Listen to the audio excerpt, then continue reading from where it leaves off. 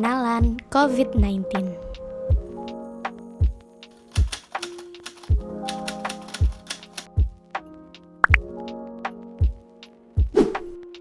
COVID-19 atau Coronavirus Disease 2019 adalah jenis penyakit baru yang disebabkan oleh virus dari golongan coronavirus, yaitu SARS-CoV-2 yang juga sering disebut sebagai virus corona.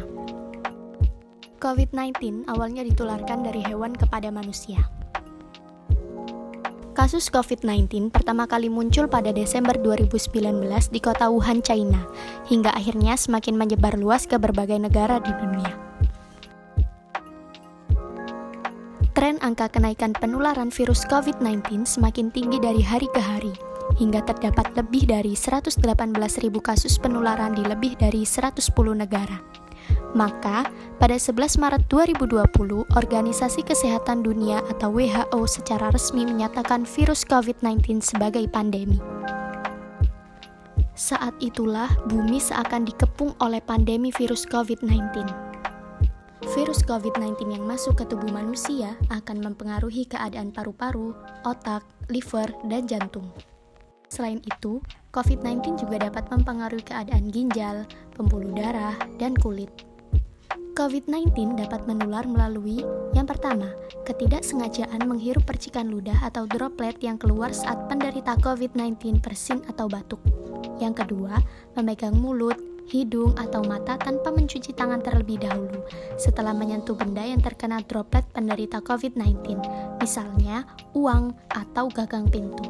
Yang ketiga, kontak jarak dekat, yaitu kurang dari 2 meter dengan penderita COVID-19 tanpa mengenakan masker. Efek COVID-19 akan lebih berbahaya atau bahkan fatal apabila menyerang orang lanjut usia, ibu hamil, perokok, penderita penyakit tertentu, dan orang dengan daya tahan tubuh lemah, seperti penderita kanker, para tenaga medis yang merawat pasien COVID-19. Oleh karena itu, tenaga medis dan orang yang melakukan kontak dengan pasien COVID-19 perlu menggunakan alat pelindung diri atau biasa disebut dengan APD. Sejak akhir tahun 2020, virus COVID-19 telah bermutasi menjadi berbagai varian baru, yaitu Alpha, Beta, Gamma, Delta, Lambda, dan juga Kappa. Virus COVID-19 varian baru tersebut telah muncul dan menyebar ke seluruh dunia. Alpha, kode varian B.1.1.7. Kasus ini pertama kali ditemukan di Inggris pada September 2020. Tingkat penularan virus 43-90% lebih mudah menular dari virus corona sebelumnya. Tingkat keparahan infeksinya lebih berpotensi menimbulkan gejala berat dan resiko peningkatan resiko rawat inap dari virus corona jenis awal. Beta, kode varian B.1.351.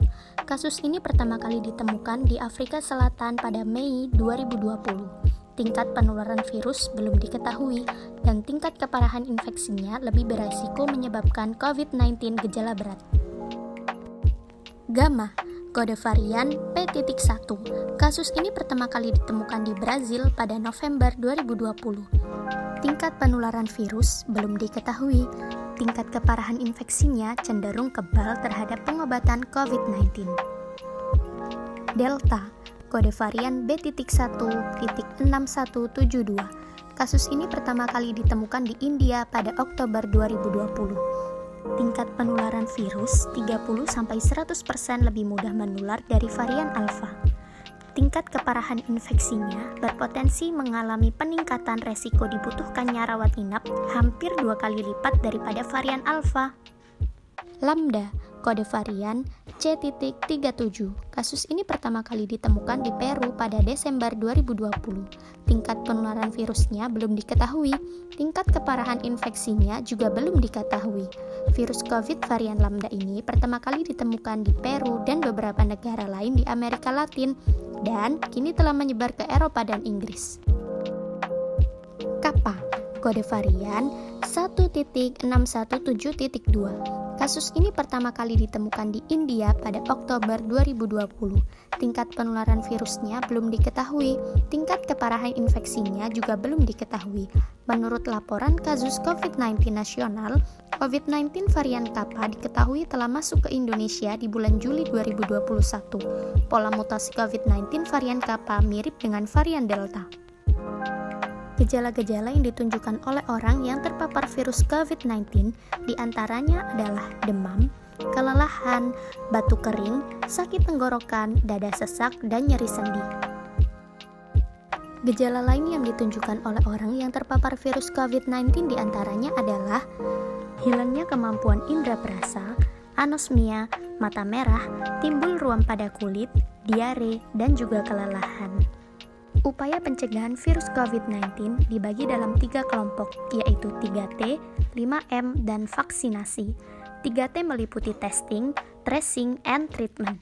5M meliputi mencuci tangan, memakai masker, menjaga jarak, menjauhi kerumunan, dan juga mengurangi mobilitas. 3T yang pertama adalah testing. Maksudnya, pemerintah berusaha melakukan testing atau pengecekan kesehatan melalui rapid test atau swab test apabila diperlukan. 3T kedua adalah tracing. Maksudnya, pemerintah meminta masyarakat untuk membuka diri terhadap proses tracing atau penelusuran kontak kasus positif COVID-19. 3T ketiga adalah treatment, yakni masyarakat yang terpapar COVID-19 menjalani treatment atau perawatan dengan benar apabila merasakan gejala COVID-19. Upaya pencegahan COVID-19 berikutnya adalah 5M. 5M digunakan sebagai protokol kesehatan.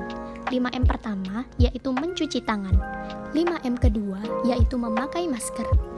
5M ketiga adalah menjaga jarak. 5M keempat yaitu menjauhi kerumunan. Dan 5M kelima adalah mengurangi mobilitas. Nah, 5M atau protokol kesehatan ini wajib dipatuhi oleh seluruh masyarakat. Berikutnya adalah vaksinasi. Vaksin adalah produk biologi yang berisi antigen berupa mikroorganisme atau bagiannya atau zat yang dihasilkannya yang telah diolah sedemikian rupa sehingga aman, yang apabila diberikan kepada seseorang akan menimbulkan kekebalan spesifik secara aktif terhadap penyakit tertentu. Vaksinasi dilakukan untuk meningkatkan kekebalan seseorang secara aktif terhadap suatu penyakit, sehingga apabila suatu saat terpapar dengan penyakit tersebut tidak akan sakit atau hanya mengalami sakit ringan dan tidak menjadi sumber penularan. Yang perlu diingat, vaksin bukanlah obat.